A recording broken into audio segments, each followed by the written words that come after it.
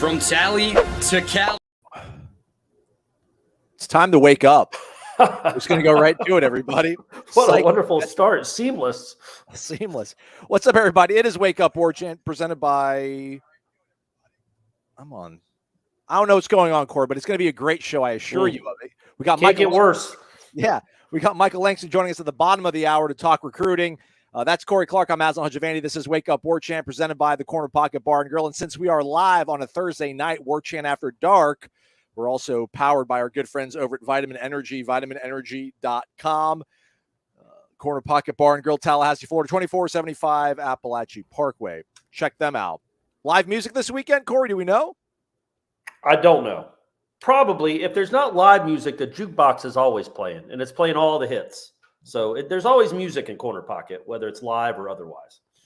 And if you're watching March Madness, get off the sofa. Go check it out, the Corner Pocket Bar and Grill. You won't be disappointed. Warchant.com, your ultimate Seminoles sports source. At the thumbs up, 5-star rating and review. Subscribe as well to the YouTube page, totally free. How about $29.99? Get full premium access. Probably all the recruiting news that you want to know about. It's already been posted over on warchant.com.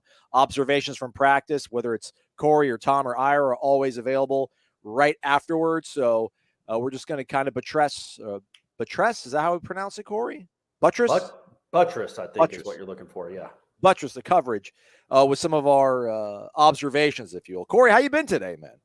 I'm good, buddy. I'm good. I just wrote a story from the Norvell press conference that you so diligently uploaded very quickly. So I got that up in time before we did the show.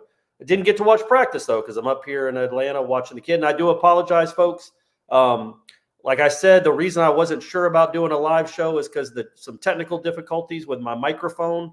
But we will be – the next time we do a live show, I will sound better than this. That's all I'm saying. I hope I sound great. I'm sure I don't sound horrible. But I don't sound as good as when I have this bad boy working. But it's not quite working right now at the level that we want, so we're doing it. I'm going through the computer. All right. I didn't have a chance to organize all my thoughts here on my phone. I mean, I wrote down pretty much everything. You can't see because the reflection, right, or the glare. I trust you. Yeah. I don't even know where to start on this. One thing I did think about you instantly, Corey, a newcomer on defense was a little bit over aggressive in 7-on-7, and they did a little friendly fire and took out one of their own guys. And I was like, oh, I could see Corey right now. Like, what are you doing? Why are you going down to the ground? Chill out. Adam Fuller runs up and is just like totally like lecturing him. Like, no, look what you have done. Right. Don't do that again. So everybody was fine though. Everybody continued practicing. Nobody missed any reps because of it, but did see that, made me think about you. No one really outside of our sphere of discussions really rise to the occasion, really didn't stand out.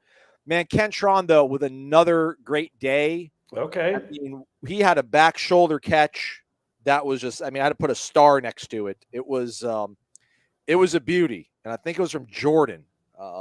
Man, that's two really good days in a row. We talked to Norvell afterwards. He said that that's a guy that's performing at a really high level. That's not empty talk either by the coach, man. That was really sincere. Man, Johnny still looks really good. Right. Jared Verse, I don't even know why they haven't practiced. Like, he should just go home. It's hard to try to get good quality reps when he is there. And everyone's, the offensive line must not be playing well enough. It's like, no, man, it's just he's built differently, man. He plays on a different gear. Just blowing off the ball, wrecking plays. He looks really solid.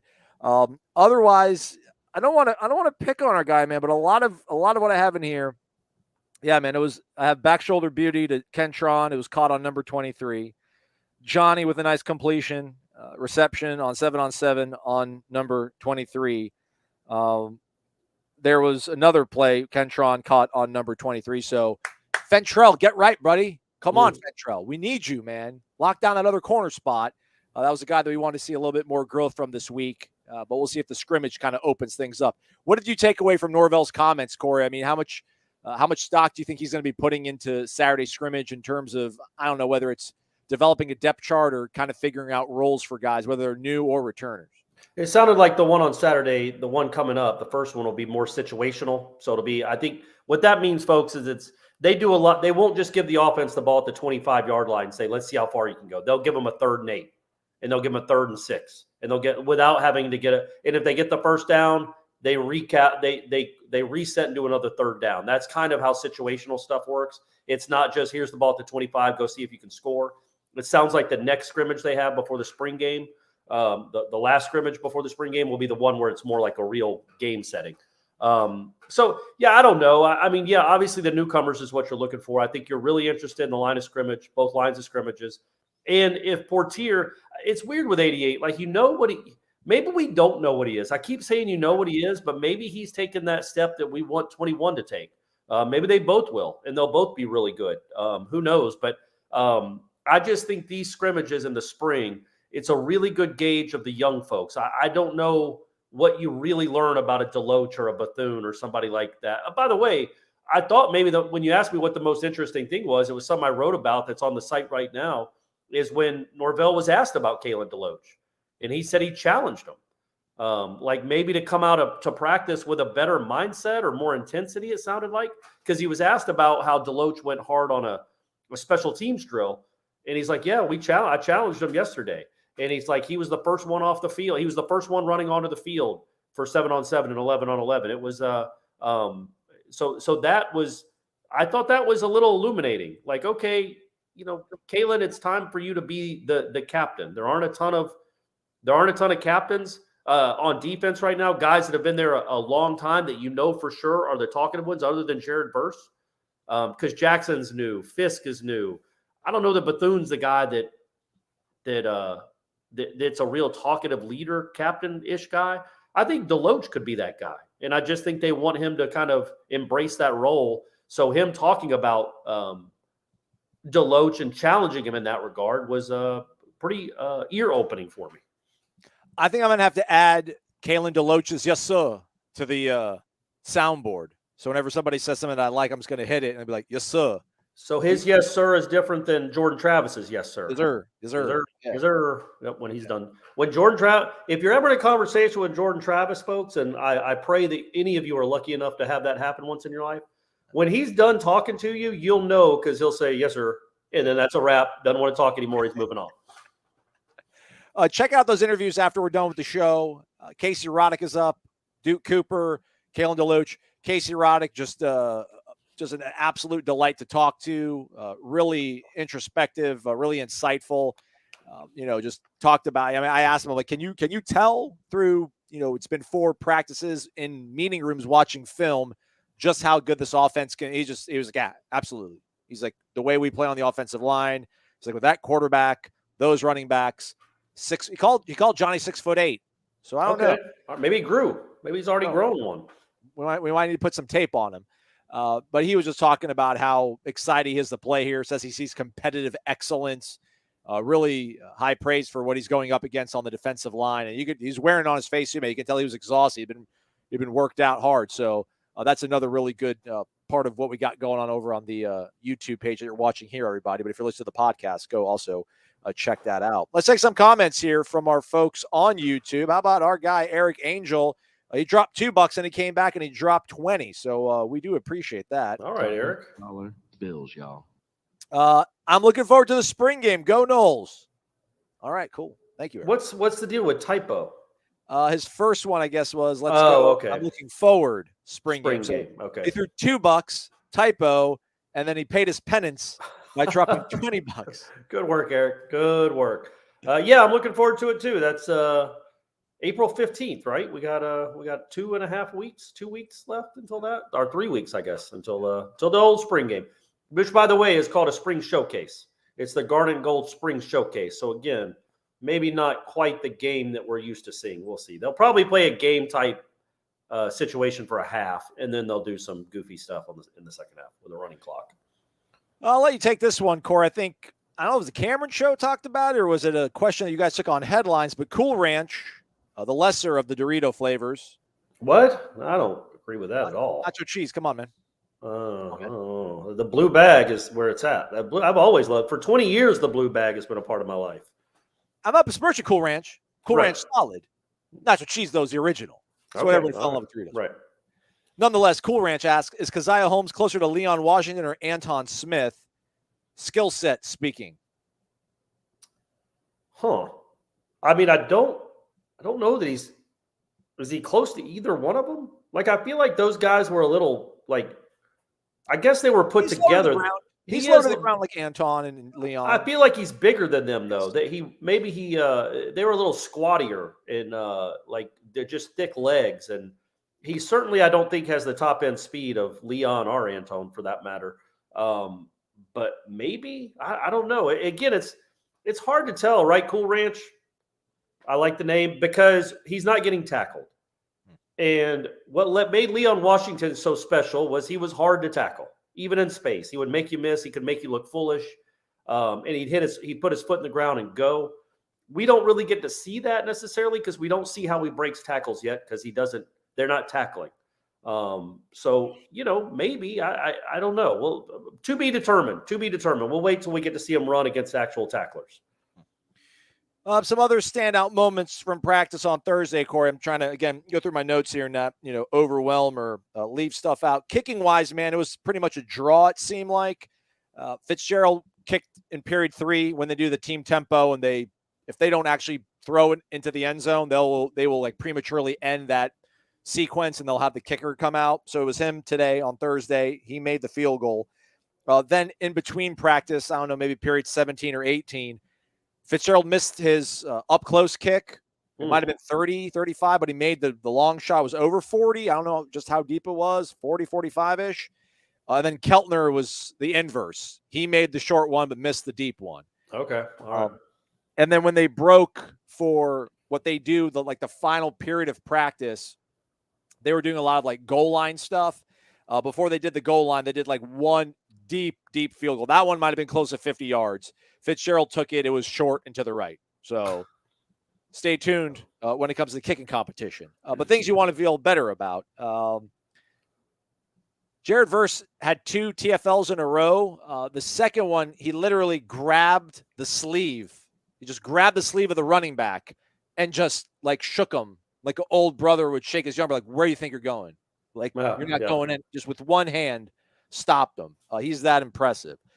Shout out to A.J. Duffy, who launched the throw into what I thought was maybe double coverage, but we'll just say that Kenton Kirkland just kind of got there late to help out to none other than Vandrevius Jacobs, who has a little bit up and down before then, but it was the deepest throw that probably AJ's thrown in any kind of 7-on-7, 11-on-11 team concept, and it was a deep completion to Vandrevius. So that was a really good thing to see.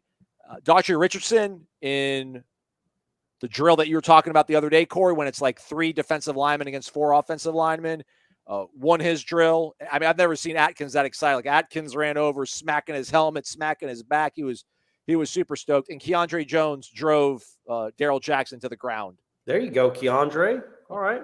Okay.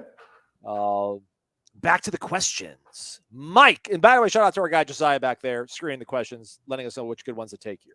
Mike says, always hear about Byers and Roderick, not Roderick. Shout out to Tanner Roderick, quarterback for Bozeman High School. State champion. And he might be thinking of Roderick Johnson, former Florida State offensive lineman from a decade ago or so, half decade ago. I'm glad he asked about Julian Armella. Julian Armella and number 68 and whoever was playing tight end in that drill teamed up for wins in not back-to-back, but both times they were up. I don't even know who 68 is. It escapes my head right now. I'll look it up here on the roster, but Armella had a pretty solid day, at least in that period that I saw, Corey. And looking at him, man, I know everybody wants this team to be more physical, Corey, so they don't get pushed around by Oklahoma or Florida or, LSU or whomever is going to be on the schedule this year that we're kind of nervous about.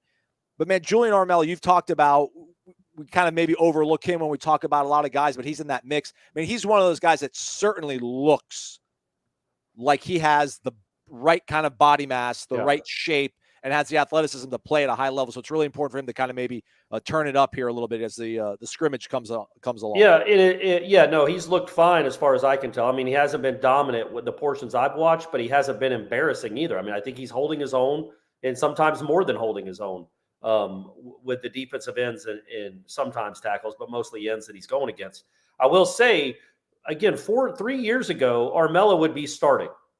He'd be an unquestioned starter on this team. Think about Dante Lucas. Like, that's what you're looking at. This is a guy that you have no choice. You have to start him, even if he's not ready, even if he isn't physically mature enough. And I'm not saying Armella isn't. I'm just saying that he's in his first full year of college football. And, you'd prefer not to have to play those guys if you don't have to. Well, Armella is going to make a run at a starting spot, but he's not guaranteed by any stretch of getting a starting spot. And that's good as far as I'm concerned. That is a good place for your program to be. He is a very talented kid. He might very well end up being a tackle, starting tackle for this team. But he's going to have to earn it because there are grown men that have been playing a lot more college football than him that he has to go beat out. So, but he can do it, and he's looked fine. It's just, again, we'll see. It's March 23rd. I want to see what he looks like. And I know it's passing the buck, whatever, kicking the can down the road. I want to see what he looks like in 5 months. That's 5 extra months of getting bigger and stronger, what that looks like before the LSU game. Because I think he has a chance, even if he's not starting against LSU, there is a chance some point this season Armella will be your starter at tackle. Yeah, thankfully Saturday, there's scrimmage. We won't be able to watch it, but we'll be able to speak to Coach Norvell afterwards, as well as all the coordinators. So that might be something we bring up when we speak to Alex Atkins to see, if he's got a feel for his rotations, where a guy like Julian fits in right now. Because, yeah, man, they went all in on getting that kid. So certainly he's got to factor into the plans here in the immediate future. Shout out to our guy, Island Chief, who saved a spot in the Renegade Express. But by the time we actually recorded the show, he had not come back into the thread and posted this question. But he drops $20 because he's a nice guy. Dollar bills, y'all. Thank you, Island Chief. Thank you, buddy. We appreciate that. Which is more improved from last spring, talent or execution? Can we take both, Corey? Are we allowed to take both? We're 5 practices in, so it's hard to know. I will still say talent. I think they're executing fine, but it's March. There's going to be some lapses in execution, especially with so many newcomers. I mean, you are talking about, 25 newcomers out of the 65 that are here, whatever. I mean, you've got a lot of your team as first year guys. So there are going to be some execution deficiencies 5 practices into the spring, but the talent is clearly better. It's the best it's ever been since Norvell's been here. It's probably the best it's been since, Jalen and Derwin were here. There is a lot of talent on this team, especially at the line of scrimmage, which is where it's most important. Well, in the quarterback. Yeah, I want to say, is that like a chicken or egg thing? But I do not think it is, man. I think it's pretty kind of clear cut to me. It's just the talent. I think watching them break out and do, one-on-ones on half side of the field, and then the other half, they're doing those drills where it's either 2 defensive linemen against 3 O linemen, or it's 3 defensive linemen against 4 offensive linemen.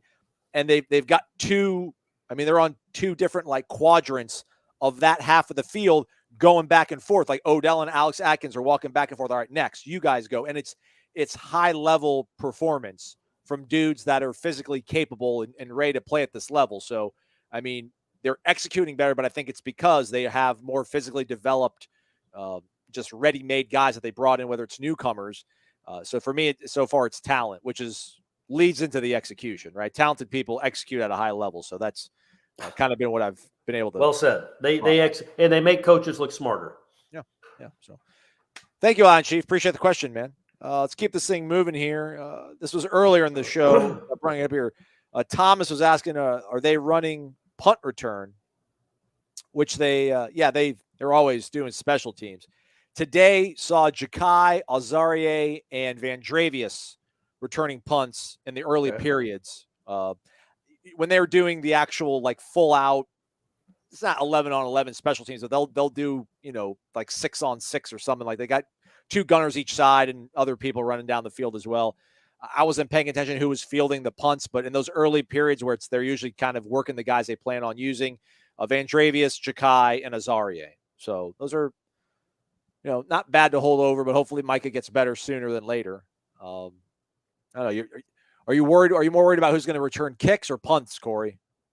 Punts. And look, man, Micah Pittman is not either of the Reeds or Dion or T-Buck. He is not an electric punt returner necessarily, but he is reliable, and he goes and catches them. And that is, Vandravius Jacobs, Jakai, any of those guys might be better with the ball in their hands and faster, maybe more explosive, twitchy, but can they catch it? Because that's the most important thing. And that's what, Micah probably saved you. I don't know what he averaged per punt return last year, 9 yards, but he probably saved you an average of 20 yards a game from what you were doing the year before when balls were just bouncing all over the turf. So yeah, you want Micah Pittman back because that guy just, to me anyway, he's just he reminded me of Kenny Shaw. Just when the ball was in the air, you had no hesitation he was going to catch it. Micah Pittman averaged 9.4 yards there you go. Per punt return. I was close. I thought he averaged around 9 or 10. And the year before, I think as a team, they averaged 4 yards. And he was nice at it. He was decent at it. He'd make a few guys miss. He'd bounce off tackles. He's not going to be taking multiple punts back for touchdowns. But you know what? He's also not going to give the other team the ball. At least he didn't last year. So that was a huge upgrade at punt returner. Man, I see punt yards, kickoff yards, but I don't hear a punt yards. 4.2. Yeah. Not great. Not great. And they, that doesn't take into account the ones that rolled 20 yards past them. Meanwhile, Pokey had 1 for 51 last year. You remember that one? Yeah. That was a great one. That was their best special teams play of the year, and it didn't even end up mattering because they lost the game. That should be like the next historical question we get on the Renegade Express, because we've done, what's your favorite bowl game, your favorite non-championship win over Florida or Miami, right. Whatever.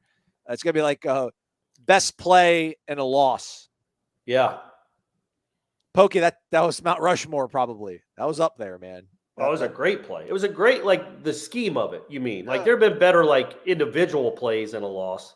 But that play, the scheme of it was that's still great. They need to do that. They need to do that every game. That was awesome. Micro venture funding with a question. By the way, here at bottom of the hour, 5 minutes, we'll have Michael Langston on to talk about recruiting some guys on campus, see how things are trending for the Noles. Probably everything's kind of building towards a spring showcase, when that'll be the real big sort of weekend for elite recruits to be on campus. Question, are we seeing anyone pop at defensive end opposite of Verse? 11, formerly 56, Patrick Payton in the early 11-on-11 first play there with the ones. Got here 11, he beat a double team and made a tackle for loss. So he's out there doing his thing. I haven't seen Gilbert Edmond do anything in 11-on-11.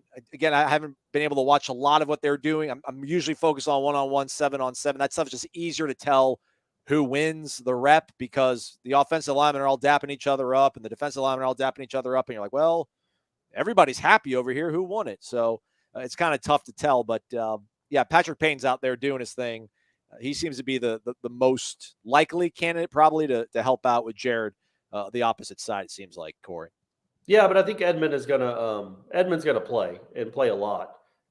He's had some moments so far, but again, it's early. It's 5 spring practices. But that body type, he's athletic-ish. And I say ish because in relation to Jared Verse and Patrick Payton, he's not that bursty, but he can move for that size. And I think he's going to be a nice complementary player. I don't know that I wouldn't say he's popping. That just reminded me of that scene in 21 Jump Street. When I finger, I'm not going to do it. But yeah, so nobody's popping on that side of the opposite Verse, but they've got some candidates that can be very good, or let's say good college football players. And Patrick Payton, for all we know, might be awesome. All right. Mississippi Sports Group, welcome. Any major position changes? Also was asking about Braden Fisk. Braden Fisk got the green jersey on, so he's being brought along tenderly. I haven't seen any major position changes. No, nothing. No. No, the big one was Cooper moving to safety. I'd say that's the biggest one of the bunch. Oh, and AJ Duffy is at linebacker now. Did you say that yet, Aslan? No, there hasn't. Yeah, I think Cooper to safety is the biggest one of the bunch, right? Yeah. Biggest one of the bunch. It's the only one I can really think of. Yeah.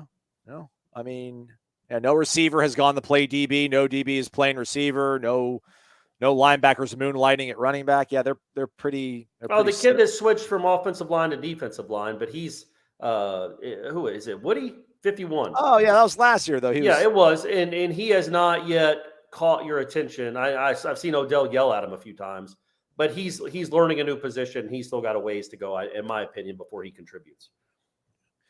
All right, last one before we bring Michael on here. Drip Kings TV. Don't watch their channel. Watch ours.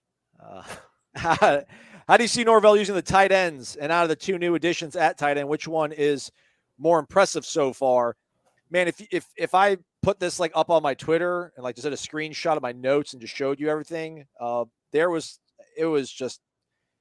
it's check down city out there, kids. If what you want downfield isn't open, Kyle Morlock, Brian Courtney, they are there to service. Preston Daniel as well. I don't know how. I mean, obviously they're going to be just naming all the white guys. You just named all the white tight ends. People want to know about Jaheim Bell. Well, I was about to say, okay, because he caught a pass. I think it was. Let me make sure here. It was from Tate Rodemaker in 7-on-7. It was his second rep. I'm sorry, his third rep, and he had thrown a really good pass to Kentron, who caught it over Quindarius Jones. It was his third rep. I'm not going to say what kind of route it was, but it was downfield.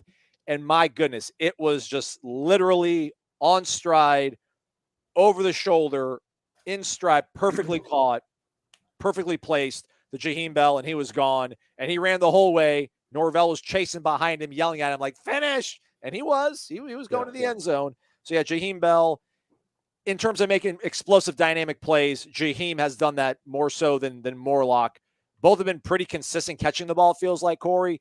But yeah, Morlock has just been the real good kind of safety valve whenever they're in 7-on-7, 11-on-11. And, man, they could use that, man. A sure-handed guy that can get you 6 yards or so. Because Corey does a really good job at practice. I do not do a good job. But Corey does a really good job of looking at down and distance. Because I'm like, man, all that was like a 4-yard completion. Corey's like, well, dude, it was 2nd and 3. That's a first down. I mean, they're going to move the chains with these guys. And I think to answer the question, look, Morlock. What was I? Did I not answer the question? No. I was saying to answer his question from my point of view. Because who's more impressive? I was going to say who's more impressive depends on kind of what you're looking for.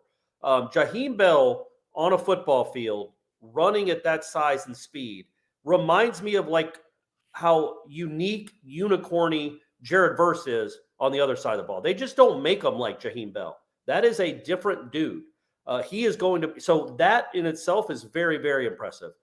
But Morlock on Tuesday anyway caught more balls than anybody on the team that I was there. He caught everything. He caught really bad low throws. He caught perfect throws. He caught him 20 yards over the middle. He caught slants. He caught everything.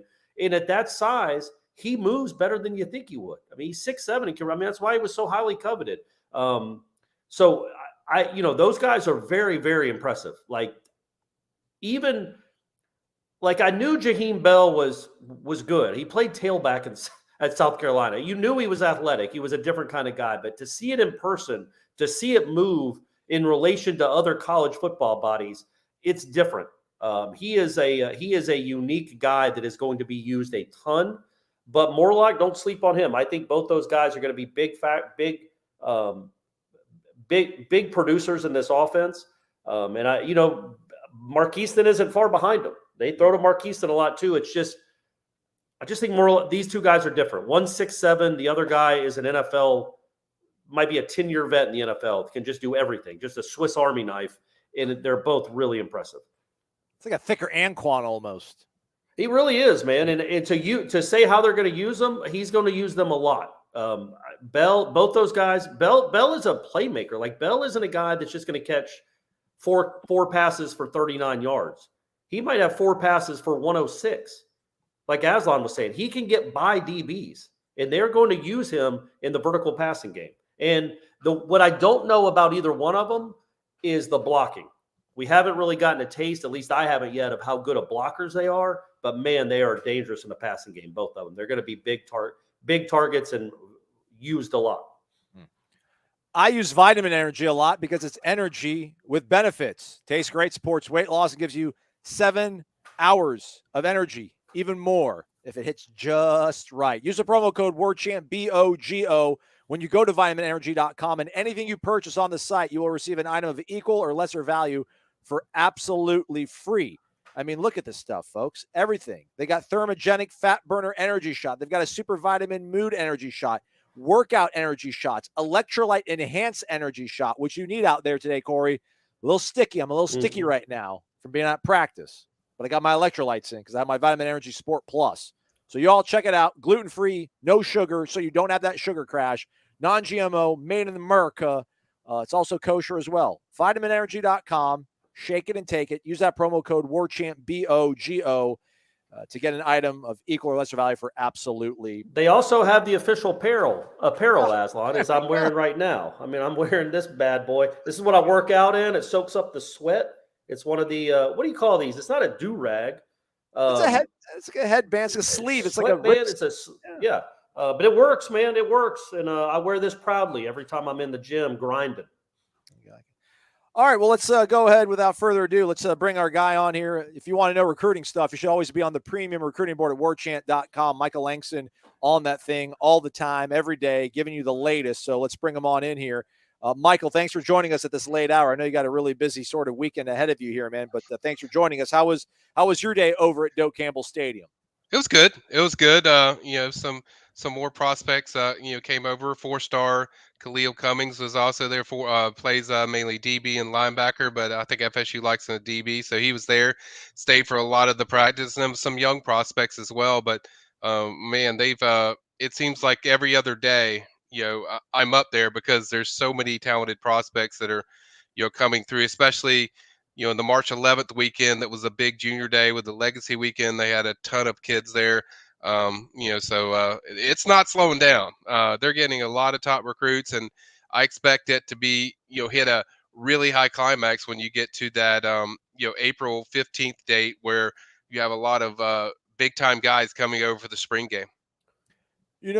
During the season, they practice in the morning, Michael, but during spring, Norvell says he likes to practice in the afternoon so that players can come, coaches, families can come and see the way they practice and the way they work.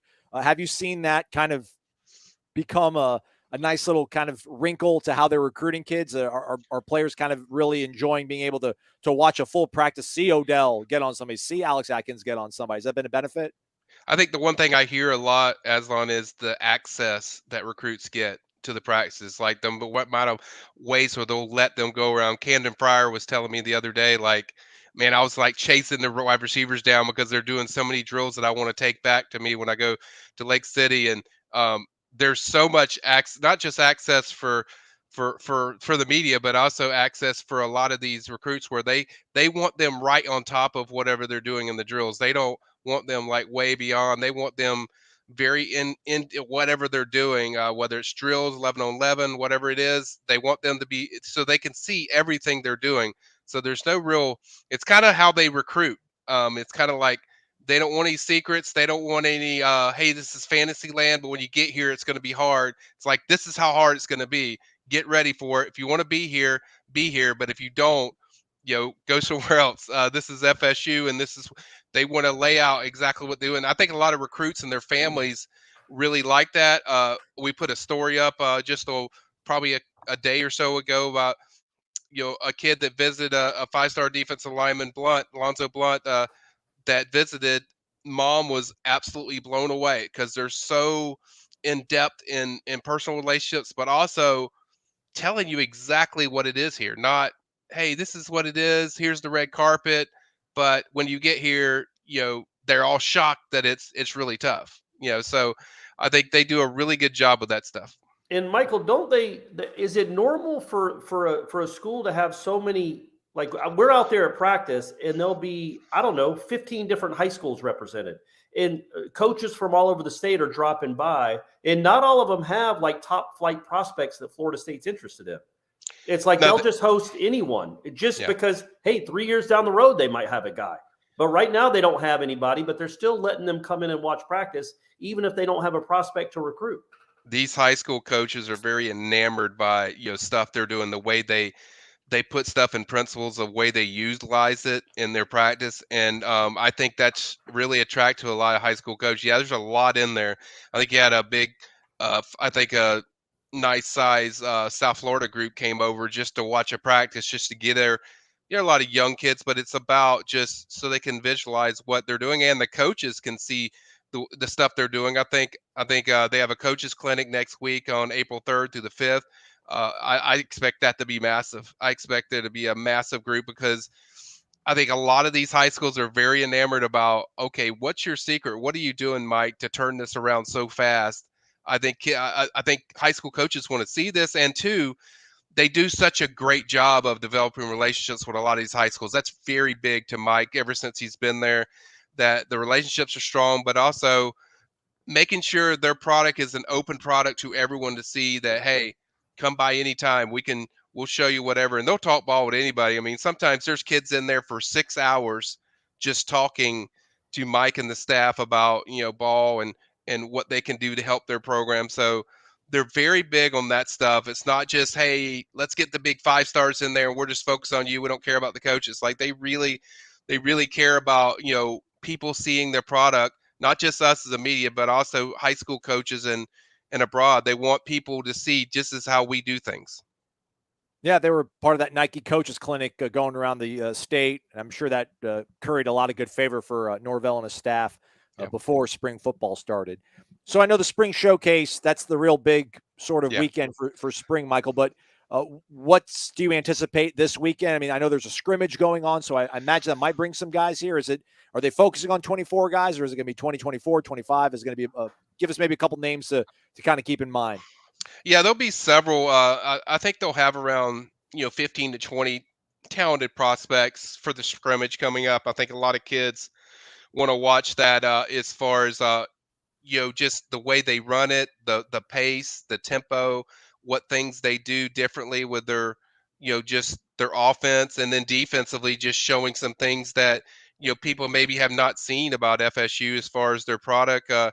There's a lot of guys coming up. I'm looking through a list as I do this, guys. I think the one premier guy I'm looking to see that comes in is Marquise Easley. He's a 4-star offensive lineman. He's coming in to check out that practice. He's checking in to see. Certainly, he wants to watch Alex because Alex is. I tell people all the time, he's a rock star. He's the most exciting prospect that I hear the most about. That kids want to see how he coaches guys. So I think that's a guy that I'm intrigued to see what he has to say when he watches Alex coach and how that offensive line meshes and just the offense in general. So that's kind of certainly a guy I'm focused on.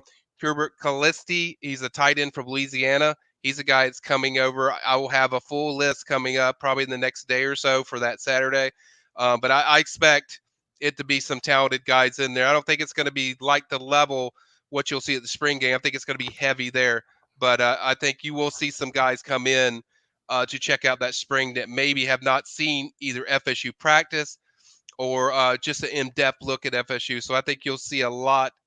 I think you'll see several. I can see it getting up to 20 guys for Saturday, but I think it'll be a pretty well-attended thing. And to Corey's point a minute ago, I think there'll be a ton of coaches, a ton of high school coaches that want to see how they run their scrimmages, because you always want to find little things that can help your school. And I think a lot of coaches are going to want to see that. And I think a lot of prospects are going to want to see that. I mean, the thing I hear the most out of prospects is, man, I can really take that back to wherever I play, and I can implement that in my games. Like I hear that a lot with prospects. And then from the families, I hear a lot about, man, there's nothing like the family of the culture at FSU. It's different. It's unique. The relationships are very personable. I think the Blunt kid who I mentioned, the 5-star defense lineman, I think is pretty high on FSU.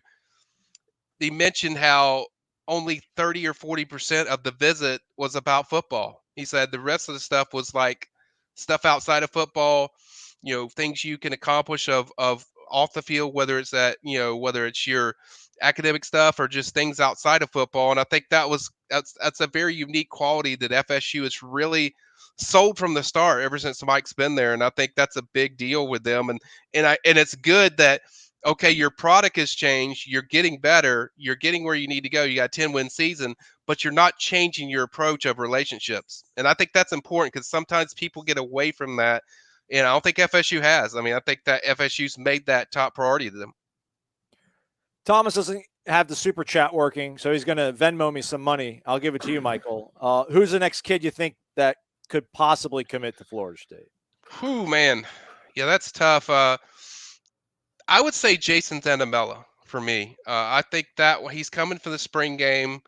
He's a guy that loves Alex. I've already put in the RPM pick. That's a recruiting prediction machine, whatever people want to know, the little, tagway for that. But he's a guy that I feel like is pretty close.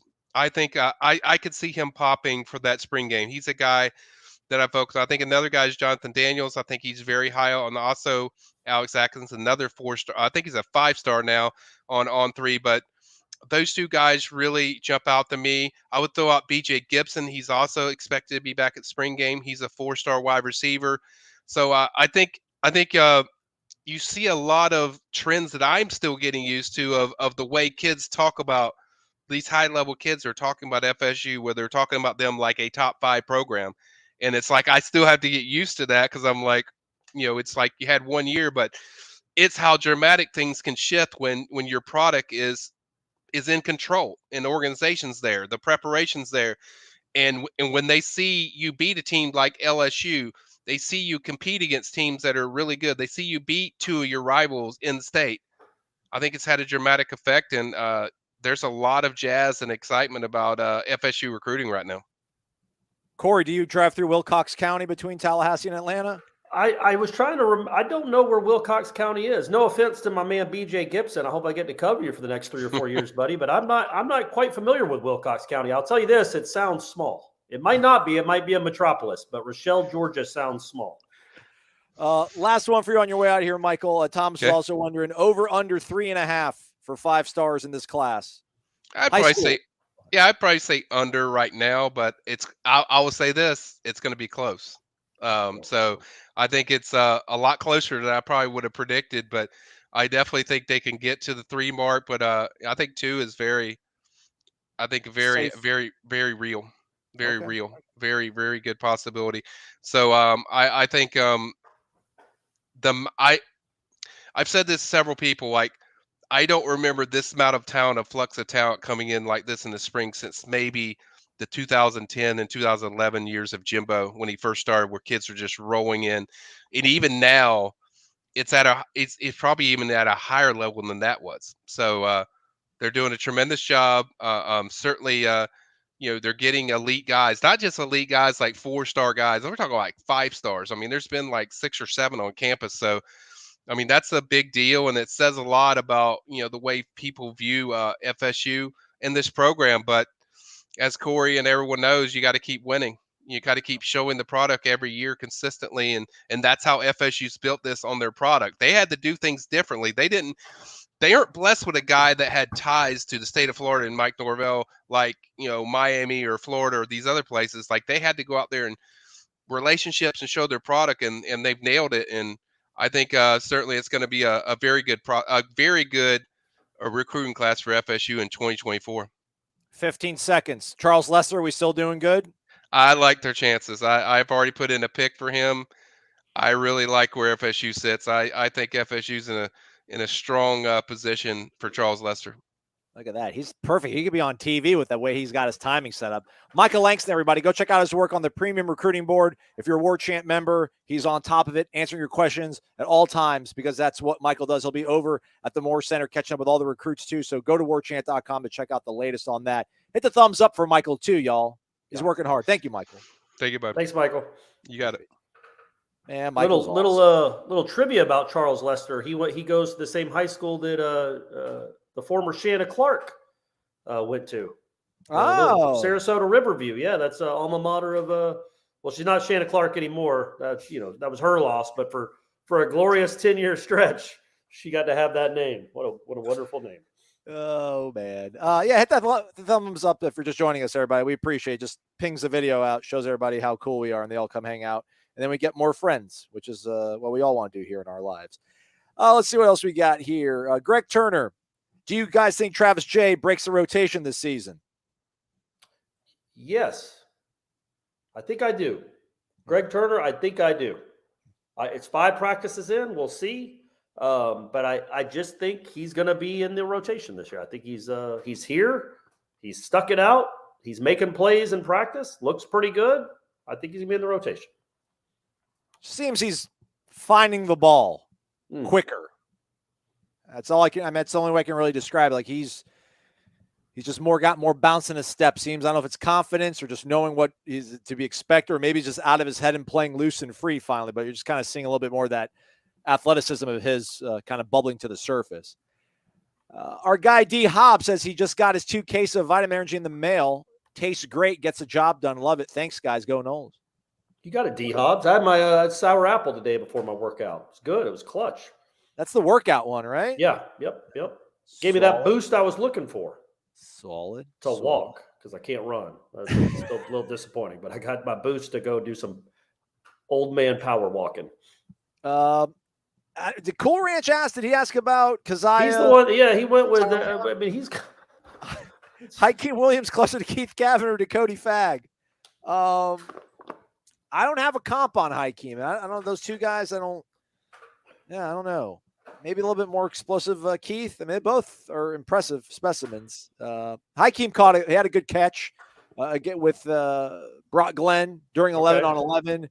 It's hard, man, because I counted real quick and I only saw 2 scholarship guys out there on defense on 11 on 11. I'm like, man, I'm not gonna, I don't want to gas anybody up, but I don't want to denigrate it either. I mean, he's out there and he's performing at his best. But Van Travis Jacobs, at least on Thursday, man, seems to be running with a group that's maybe a little bit more seasoned, if you will.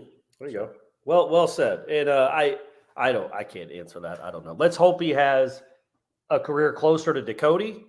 No offense to you, Keith. We love you. But other than the Michigan catch, our Michigan kick return, it's hard to, remember all the great big plays he made. Hey, who won the Kansas State?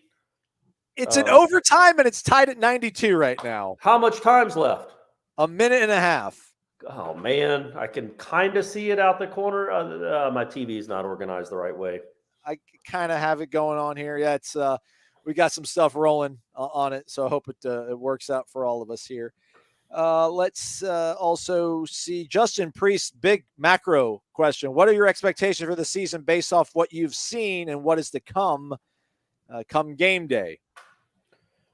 I mean, look, the caveat is always injuries, health-wise. This is a top 10 team.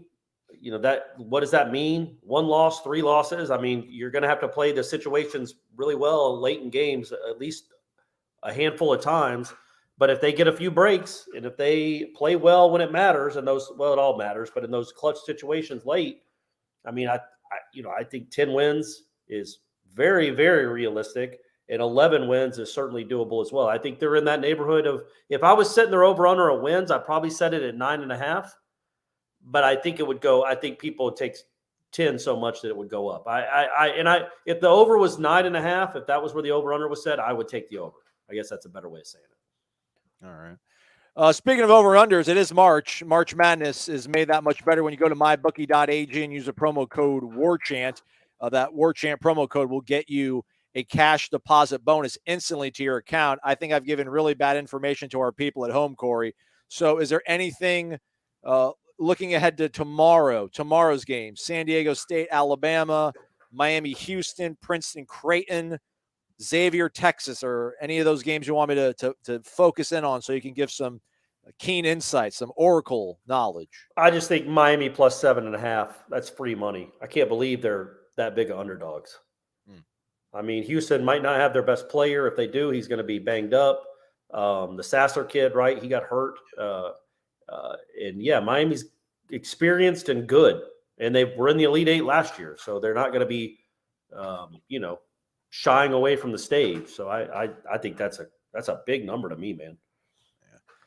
We did a three-leg parlay. We have the over on the Michigan State, Kansas State game, which we're good on. You shot past that. Yeah. Yeah. We've got Gonzaga on the money line as an underdog. My contribution was Michigan State -1. They are down 2 with 44 seconds left. Okay. A lot of time left. They tied it up to send to overtime. So we used mybookie.ag, use the promo code WARCHANT, get that cash deposit bonus. All right. Thomas is he's taken over. Besides Clemson, who else could challenge Florida State in the ACC this year? I don't know. 0 people. Yeah, I don't think there's anybody that really matches up. But that doesn't mean that every game they play is going to be easy and a cakewalk, clearly. But I don't think there's another team that I know of that's capable of winning 7 of the 8 games. Like I feel like Florida State and Clemson are probably both figure you go they go 7-1 or 8-0 in conference. I don't know that there's another team that could do that. The Godfather himself, Ed Lemix, is here. Corey says that Courtney thought you looked great on the cruise, man. Well, Stephanie's included in there too. But thank you very much, and tell Courtney that she's correct. I did look great on the cruise. Okay. But hey, Aslan, you don't have to pop that picture up. If that's what what you're thinking about doing. Is that what you're thinking about doing? No, I want to do. Oh, hey! Look at our guy. Look at that. Straps. Look at the straps and the shoulders, man. My guy. What we do. It's what we do. You can't even see the 6-pack that is almost completely formed. Crazy. No. It's crazy. It's crazy how lucky Stephanie is when you really think about it. It's absolutely crazy. Yeah, tell her next time she looks at Mike Norvell like that, Yeah, no lie. Let's see what else we got here. Is there a kicker that could possibly replace Ryan this season? Justin Priest asks. Yeah. Yeah, Keltner's. Tyler Keltner, the transfer from ETSU, East Tennessee State University. He's in a competition with him that will go on for the next at least 5 months. He has not been, let's just say that he has not won the job. He has not wrestled it away from Ryan here, but it's been 5 practices, so they both got plenty of time to shine. All right, that's a wrap for all the questions that we have here on the show. We appreciate the heck out of all y'all. Don't forget Jeff Cameron Show, 1 to 3 o'clock Friday. 1 to 3 o'clock on 93.3 FM, as well as right here live on YouTube, Warchant TV, which hopefully you're subscribed to. If not, lower right corner, hit the subscribe button, hit the bell, hit the thumbs up as well. We'd appreciate it. Warchant.com, Ultimate Seminoles Sports Source. All the good stuff is over there. Observations. Corey knocked out a story about the comments from Mike Norvell after practice on Thursday. Go check all that out. It's $29.99 from this very moment all the way up till September 1st. You can't beat it. It's incredible. And then Saturday, there'll be a scrimmage. We'll get coaches around noon. So, I don't know, around 12:30 or so, show up. Corey's going to be typing everything out, I think. Maybe. I don't want to put too much on your plate, Corey. Probably. We'll see. Okay. All right. So, yeah, scrimmage Saturday. But we got you covered in the meantime over on warchant.com. Baseball team taking on Virginia. Huge series in Charlottesville. Come on, Link. Let's go. Turn it around, big dog. One time. All right. That's a wrap for us. Thanks so much for watching. Thanks to Michael Langston for hopping on, as well as our guy Josiah in the back, popping up some of these questions for us. For Corey, I'm Aslan. Thanks for watching. Wake Up Warchant, presented by the Corner Pocket Bar and Grill, and presented live by our friends at Vitamin Energy.